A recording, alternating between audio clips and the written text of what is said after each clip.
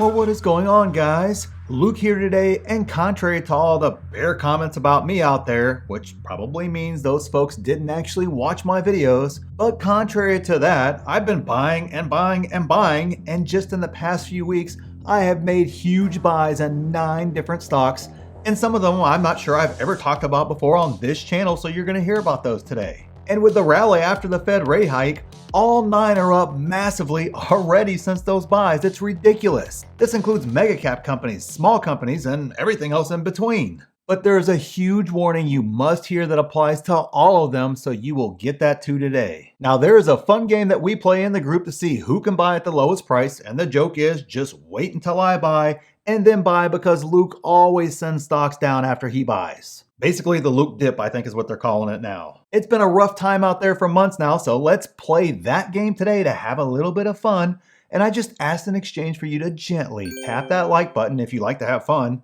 and subscribe if you like the truth without the hype. Now, what we saw last week was just a preview about how fast the market can flip and the gains that can be made when the market does finally turn around. And trust me, guys, it will turn around. I am not worried a bit about it. And to illustrate that I haven't been worried at all this entire downturn, there have been 58 buy alerts so far this year, and I know there will be more buy alerts to come for sure. When the market is down like it is right now, I buy heavy because there are just deals everywhere, and I've been involved in the market for every crash, including the tech bubble forward, in times like right now are when fortunes are made. Last year at the beginning of the year, I had almost no buy alerts, and people were actually leaving my group. And the feedback when they left back then was stuff like, "Not enough buy alerts. Luke only buys dead stocks like Apple at 117 instead of awesome growth stocks going to the moon like Lucid at 80 or Bingo at 15.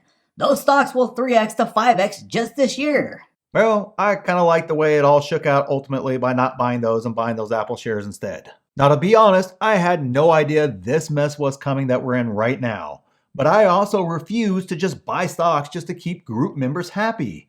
That's just wrong on all kinds of levels. The only thing I did know was stocks like Lucid and Bingo were severely overvalued at the time, and Apple was significantly undervalued, and I bought accordingly, or didn't buy at all for long periods of time in some cases. That's it. That's all that I did. And you can learn to identify those situations too if you take the 4 courses that teach you exactly that, or just ask me on the multiple live streams we do each week, and you get my watch list with price targets to help you with that too.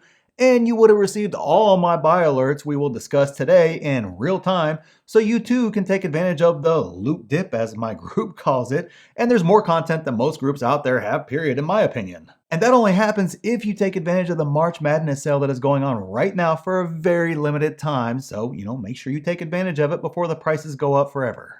And before blasting me for promoting it, I have no ads, no sponsors. This is what YouTube pays me in a month, and I give half of that and half the group's proceeds to charity. All right, so let's jump into these stocks, and I promise I won't linger on them to drag out the video and stuff it full of ads. And then we will discuss at the end the huge warning that comes with all these stocks. I mean, large cap, mega cap, small cap, penny stocks, none of them are exempt, so make sure you stick around for that. So on to the first stock, and that would be PayPal.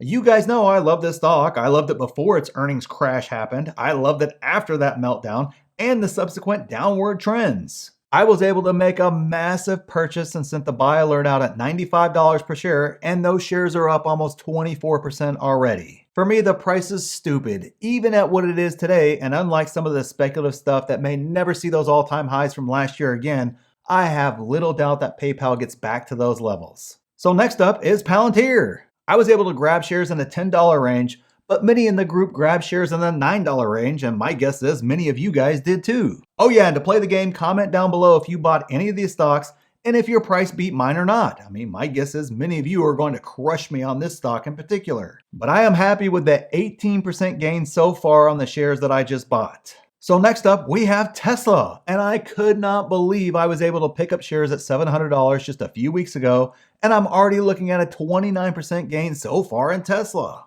Now that may be another stock that many of you out there beat me on, as the buy alerts seem to pop off like crazy anytime Tesla gets under $800. And there's not much to say about it. Tesla's great, Elon is going to fight Putin apparently, and lives on peanut butter for days on end. It doesn't get much better than that, guys. So next up, we have SoFi, and I was able to, ooh, that was bad, wasn't it? Anyways, I was able to scoop up shares for $7.86 for a 25% gain so far. Click my video up here for further thoughts on SoFi, Square, and PayPal, as I'm not going to drag it out here, but that price was just too good to pass up, so I had to load up.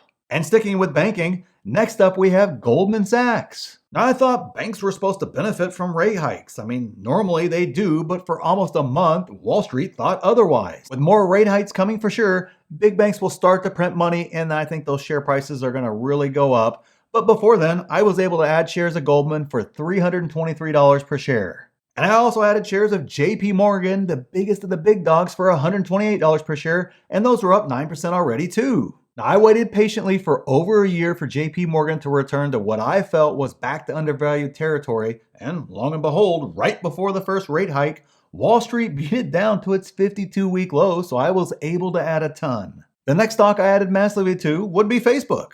Now, I know everyone has mixed feelings on Facebook or Meta or whatever the heck it's called, but it is trading cheaper than Coca-Cola and basically every other value stock right now from a valuation perspective.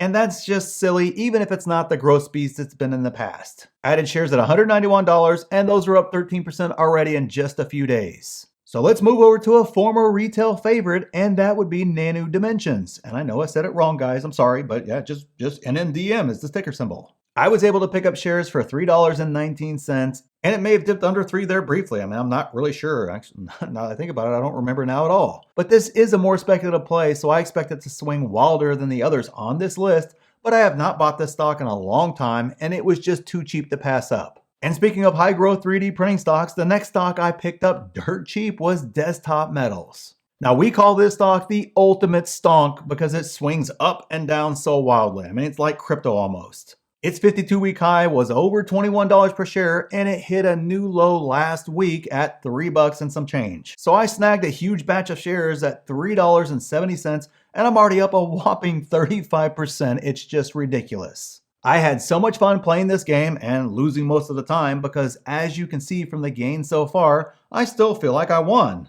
But let me be clear and upfront right now. I do not think this is all over and the next bull run has started and we are just headed to the moon. Now, maybe that was the bottom, but the reality is we won't know for months if that's actually the case, but I am not sure that is actually the case. I have seen markets rally for a few days, few weeks, even a few months, then fall right back down close to those previous lows and even sometimes make new lows. So there's no need to FOMO into anything, and this isn't a victory lap or anything else like that. That sort of stuff's just ridiculous too. Your analysis and price targets and plans should be the driver for your buys, and since I'm looking out 3 to 5 years and not 3 to 5 days, I don't care about if that was the bottom or not, to be honest with you. If it is, that's great. I mean, I bought a ton and will be buying as they are still at steal deal prices. And I don't care about blowing up my gains I just laid out for you in this video.